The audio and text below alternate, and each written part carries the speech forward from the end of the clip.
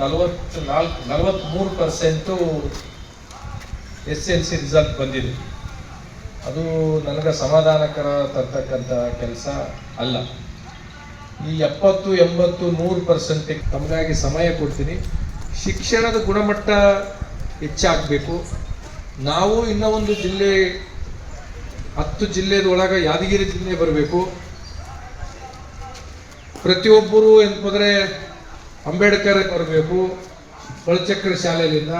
ಪ್ರತಿಯೊಬ್ಬ ವಿದ್ಯಾರ್ಥಿನಿಯರು ತಾಯಂದಿರು ಸಹ ಒಬ್ಬೊಬ್ಬರು ಮದರ್ ತೆರೇಸಾ ಆಗ್ಬೇಕೆಂಬುದು ನನ್ನ ಕನಸಿದೆ. ಆ ನಿಟ್ಟಿನಾಗ ಆಗೋದಕ್ಕೆ ನಿಮ್ಮ ಸಲಹೆಗಳೇನು, ನಿಮ್ಮ ವಿಚಾರಗಳೇನು ಅಂತ ಕೇಳೋದಕ್ಕೆ ಇವತ್ತು ಬಂದಿರ್ತಕ್ಕಂಥ. ಇವತ್ತು ಏನು ಕಾರಣ, ನಾವು ಸರ್ಕಾರದಿಂದ ಸೌಲಭ್ಯಗಳು ಕೊಡೋದ್ರಲ್ಲಿ ಏನಾದರೂ ಲೋಪ ಆಗಿದೆಯಾ, ಅಥವಾ ಶಿಕ್ಷಣ ಮಾಡ್ತಕ್ಕಂಥ ಶಿಕ್ಷಕರಿಂದ ಲೋಪ ಆಗಿದೆಯಾ, ಅಥವಾ ಮಕ್ಕಳಲ್ಲಿಂದ ಯಾಕೆ ಶಿಕ್ಷಣದಿಂದ ವಂಚಿತರಾಗಿ ಇಷ್ಟು ನಮ್ಮ ರಿಸಲ್ಟ್ ಏನಂದರೆ ಕೆಳಗಡೆ ಬರ್ತಾ ಇದ್ದೀವಿ. ಕಾರಣ ಹುಡುಕೋದಕ್ಕೆ ನಾನು ಬಂದ ತಕ್ಷಣ ಕಾರಣ ಸಿಗ್ತದಂತ ನನಗೇನು ಅನಿಸಿಲ್ಲ.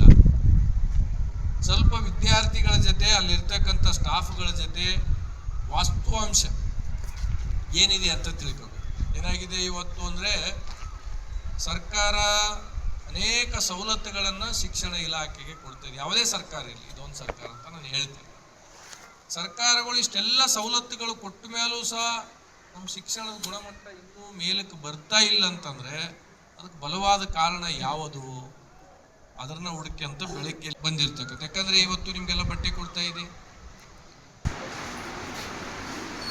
ಟೋಟಲ್ ಇಲ್ಲಿ ಸ್ಯಾಂಕ್ಷನ್ ಪೋಸ್ಟ್ ಎಷ್ಟಿದೆ ಸರ್? ಇನ್ನೂ ಒಂದು ನಾನು ಅಂದ್ಕೊಂಡಿದ್ದು, ನಾನು ಎಲ್ಲಿಯಾದರೂ ಬೇರೆ ಬೇರೆ ಕಡೆ ಎಲ್ಲ ಹೋಗ್ತಿರ್ತೀನಲ್ಲ, ನಿಮ್ಮ ಶಿಕ್ಷಣ ಇಲಾಖೆದವ್ರು ಯಾವತ್ತು ನನಗೆ ರೋಡ್ ಮೇಲೆ ಕಾಣ್ತಾರೆ, ಅವತ್ತು ನಮ್ಮ ವೆಹಿಕಲ್ನಾಗ ಹಾಕೊಂತೀನಿ, ಸೀದಾ ಬಂದು ನಿಮ್ಮ ಆಫೀಸಿಗೆ. ಬಹುತೇಕ ಜನ